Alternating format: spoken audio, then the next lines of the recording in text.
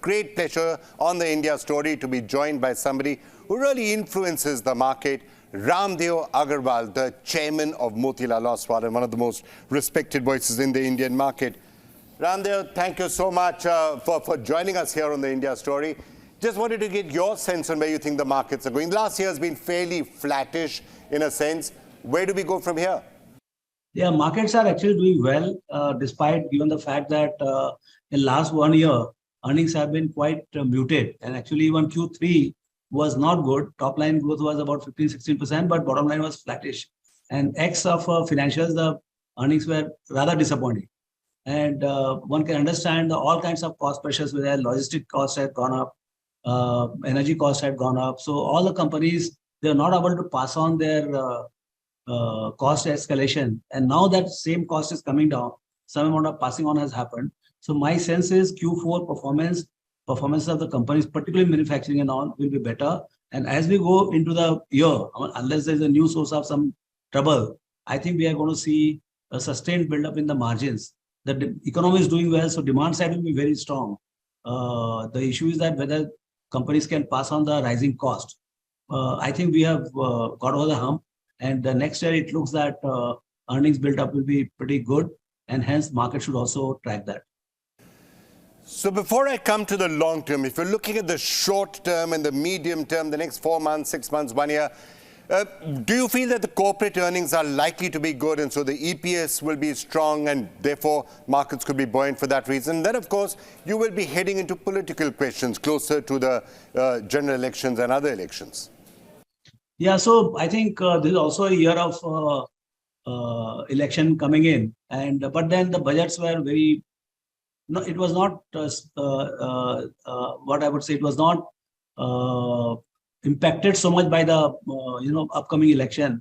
The finance minister managed the glide path correction from 6.5% to 5.9 in fiscal deficit. But actually, to be fair, this is probably the first full year of recovery post-COVID.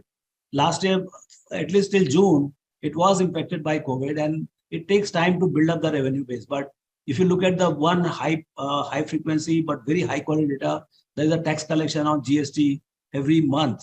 So for the month of February, it got released on 1st of April. 160,000 is a very robust data, I must say. For March, I think we should be somewhere around 175 or something like that. So I think if the government tax collections are good, it also means that, of course, it is more to do with on inflation also you collect tax. But broadly, 160,000 is a good taxation. And that means that next year government expenditure will also be very robust. Demand will be robust and economy in full swing on falling prices. Today we have seen the WPI has come down to 1.5–2%. So that's a good sign. So inflationary pressure is getting subsided. And even Ukraine war has now become, daily affair kind of thing. There is of course, it's a big war, but I think it is now, market has taken it on its side. If by chance some ceasefire or something happens, I think that will be added advantage. So in short, Raamdeo, you're saying that you think it's going to be a good period ahead. Now, you and others have been advising retail investors and others for a long, long period of time that the real way to make money is to get into the markets and stay in it for a long period of time. So far, they've not often been listening to that, but now they are starting to listen. These monthly SIPs that we are seeing into mutual funds, what is it, 14,000, 16,000 crore rupees a month. So good retail participation now. What is your long-term prognosis for them? Are you still saying stay in the market long enough because it could be 100,000, 120,000 in the Sensex within a few years? So ride that. Yeah.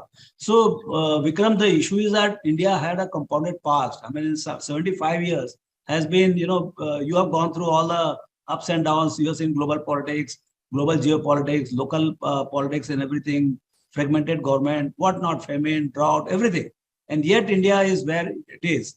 And when you look, it just compound the same numbers into next 25 years.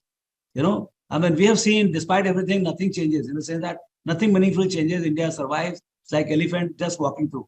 So I think if you look at the compounded future, if I say we had compounded past, we'll have compounded future at the same pace. Don't accelerate anything. Then also, if you do the number for next 10, 15 years, it looks, and there are not too many countries which can claim this particular thing.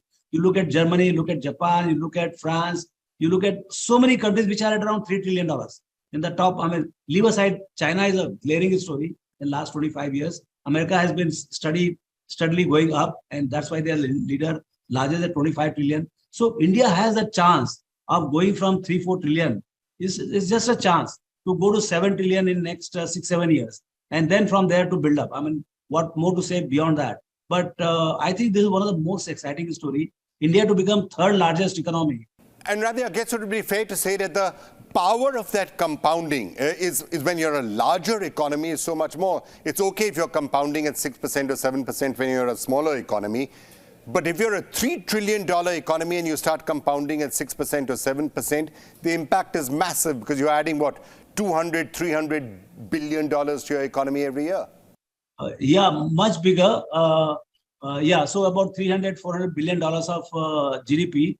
And what happens, you must have seen that ordering of planes, in 70s, 80s, ordering 5 jumbo jets, every jumbo jet was given name, Chandragupta, Ashoka, those kind of things.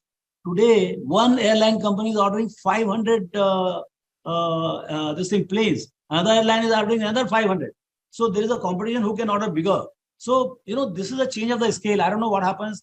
What will be the size of ordering when we reach $7 trillion economy? Because aviation will be all over. And number of people who are flying, there are hardly 5-7% people are flying right now. Okay. If that goes to 20-25%, what happens to the discretionary consumption build, which is going to happen in next decade after that? I think it's a very exciting time. I mean, we can discuss numbers, macro numbers, to best of my understanding. Okay, let's look at the bear case now. People do believe that there are things that could go wrong. For example, unemployment. We've just been talking about the fact India is the largest country in the world in terms of population. Could be a benefit, could be a negative in case unemployment builds up, in case jobs aren't available, in case there's social unrest. Commodity prices could go up, wars could happen. What do you feel are the factors that could go wrong now? See, I'm an optimist per se. What I've seen at the end of it, see, it's not that all those problems were not there. I think the biggest problem India had till 92 was the forex, and we literally came to where Pakistan or Sri Lanka is today in 92. And from there to build from 7 days coverage of imports to now $650 billion of reserve. That's, I think, one of the biggest unsung story of India. And any country can do everything, but they cannot print forex. And now we have adequacy of that. And you see, every week we are getting $5-7 billion. My sense is, I think this quarter we could be having current account, maybe plus or minus types. So is it only one quarter? Does it become a trend? We'll see what happens, but quite possible that 3-4% every year, devaluation of India rupee vis-a-vis dollar, that might be thing of past, but it's too early to say that. All right, Raamdeo, thank you so much for joining us. Look forward to meeting you when I'm in Mumbai next. Thank you so much for being with us.